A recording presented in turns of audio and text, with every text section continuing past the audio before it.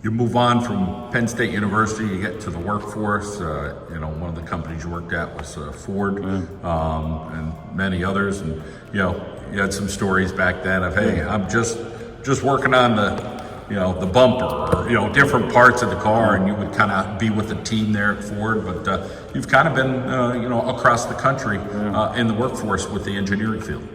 Yeah, I've been very fortunate. As I said, even though my dream was to be an astronaut, and if I couldn't be an astronaut, I would design rockets or design aircraft, and that's why I went into aerospace engineering. And then unfortunately, when I graduated in 92 in grad school, there were layoffs in the aerospace defense industry. So people that had graduated undergrad with me in 1990 who got jobs right out of college were getting laid off. There were hiring freezes. The government wasn't hiring anyone. I had done 2 internships with the Navy in Patuxent River, Maryland. They couldn't hire me. I would have ended up in the government working there. So I had to find another job. I had to find another line of work, not aerospace, unfortunately. And so I was fortunate enough to get hired by Ford Motor Company. So I worked for there 13 years, primarily on the F-150 truck on various parts of the vehicle. It was very formative. I mean, obviously a very large company, but people don't realize it now. Back then, they were a Fortune 5 company. I mean, you don't see them, right now it's like Google and,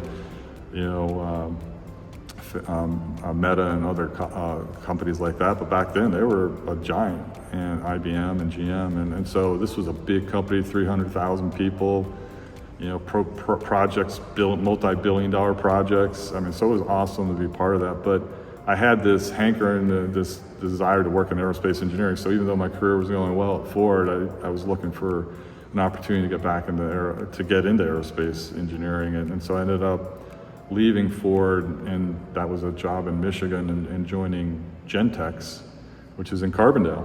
Lo and behold, this company that most people probably never heard of, I didn't as a kid, and they're developing and manufacturing, I'll say, cutting edge personal protection gear for the military. So I ended up there, and the short version of the story is my wife was trying to get her PhD, and I was commuting for about 7 years every weekend, 4.5 hours one way, and for various reasons we decided that we weren't going to move back to Northeast Pennsylvania, so I had to find another job. So then I ended up finding a job in Ohio in medical devices, Hillrom.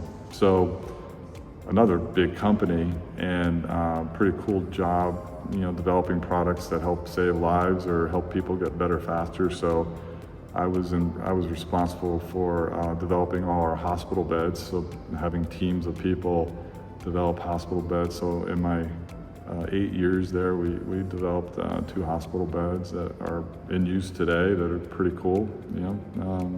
Hopefully you don't have to use it, but if you do, have to use it or be in one, it's a great hospital bed. And then I also, towards the end of my career there, got a responsibility for developing EKGs. So, for cardiologists. So that was pretty cool too. So. Today, you find yourself in Maine. You and your wife, who you met at Penn State, together. You got 4 dogs. You look like you're still in really good shape. Yeah. You're 230 pounds, kind of like when you went to college, which is awesome. Yeah. So talk about what life's like now here in 2025.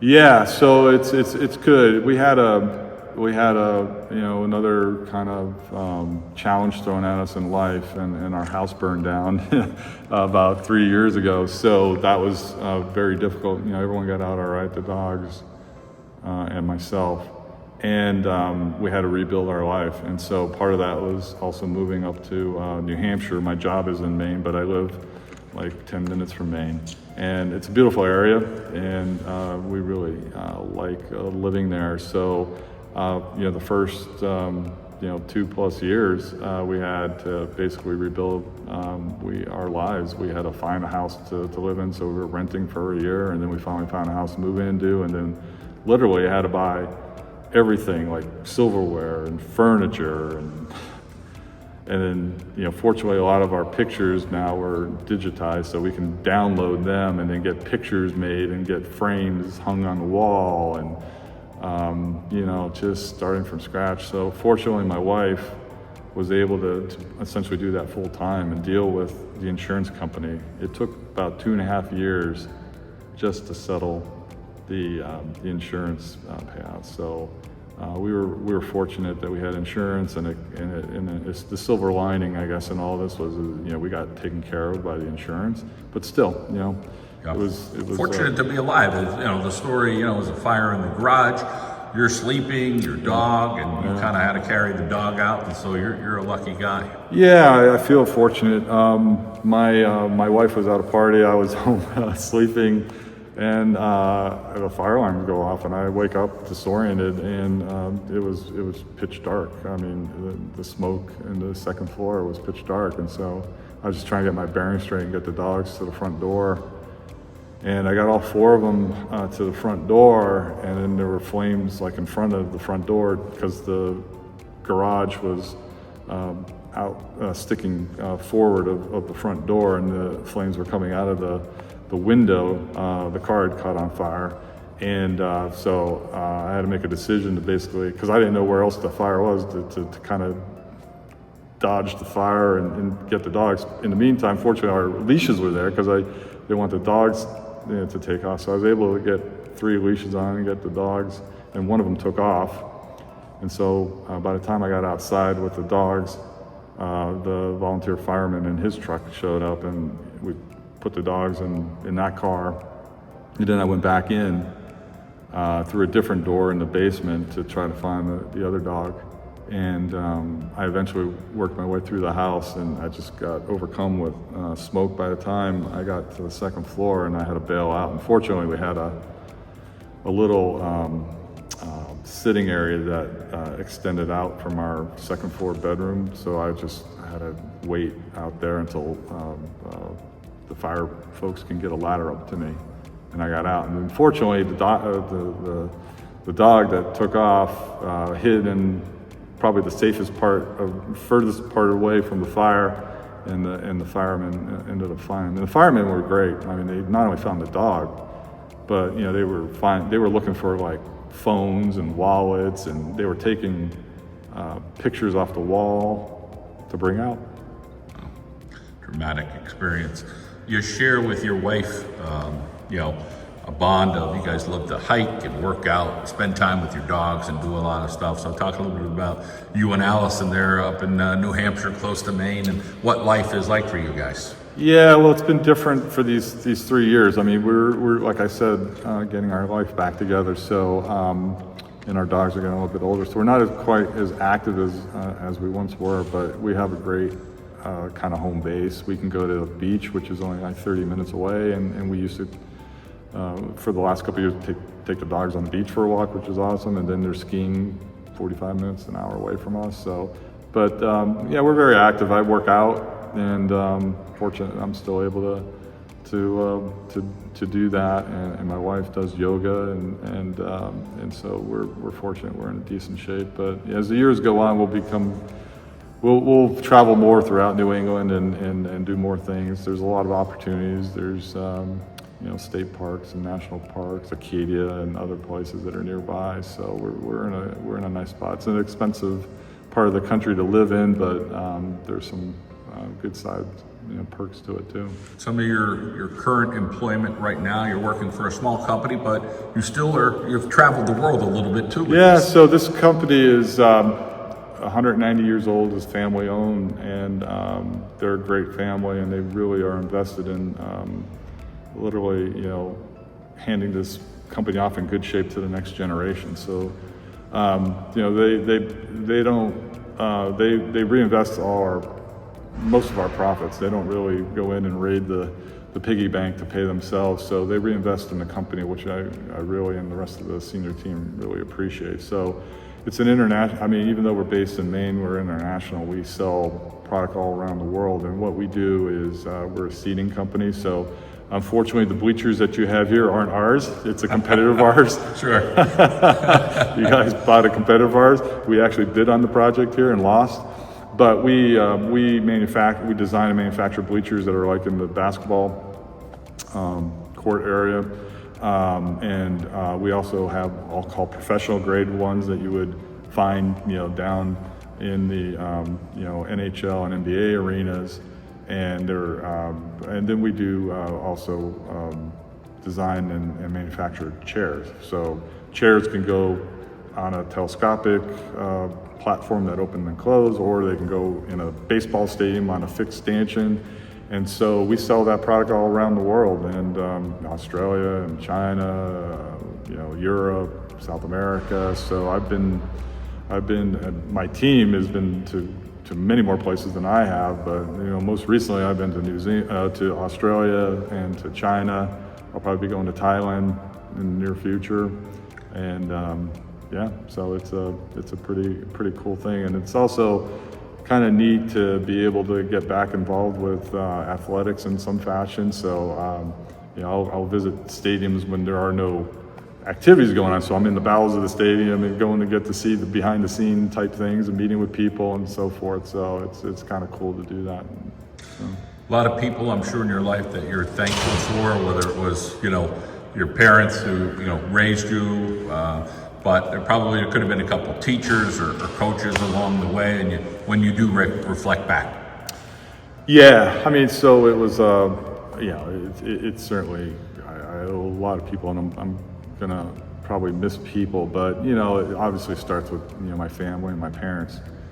We had 5 kids in the family, and my mom didn't work. She was full-time stay-at-home, and so my dad, as you mentioned, worked at PP&L, not necessarily a high-paying job, and so money was tight, and they always found a way to send me to football camp or to basketball camp and support that.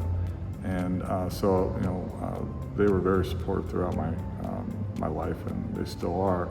But I mentioned before about just the ability to just play and get people together to do things in the area that we live. So I thank you. I thank others that your brother and others, Bernie Prevesnak, because in those days it was. It was always. I get a phone call from you. Hey, we're going to go down to whatever to Lee, and we're going to play basketball. He's got a bunch of people, and we got people showing up. But that was awesome. I loved that, and then we pushed each other, and so again, that not only from a competitive standpoint, playing against people that were bigger, stronger, whether it was tackle football with no pads sure. in the Little League field when it's freezing cold or getting frostbite was, like I said, character building, I think. And so I thank you, and I thank your family too, and others that were part of that journey. But then from a coaching standpoint, I mentioned Bernie. He was from junior high, Plains basketball coach, and then he was always a big supporter of me, and I appreciate all that he did. And then certainly the coaching staff at Coughlin, basketball and football. And I don't know, you may know this, but if you may have forgotten it, but my favorite sport was not football, it was basketball. I would have loved to be able to play basketball in college, and so I really enjoyed my time with John Quinn and that program. He did a lot. He pushed me. He pushed us. Sure. He was a hard driver. Again, very formative. We were a fast break team. We weren't big. I was the biggest, tallest person. So Chesky, I think. I remember a few of the players that they were very good, but we weren't big. And we'd end up playing against I'd play against Greg Skrupnak. He's 6'8". Right. I'm 6'2", 6'3". So I was always going up against these big guys, and so I remember that. I really appreciate what Coach Quinn and that staff did for me. Again, because I think it was complimentary. It helped me for sure in football, and then of course the football staff, and John Joseph, Coach Joe, and Coach Anthony, and Coach Jones, and even Ted Jackson.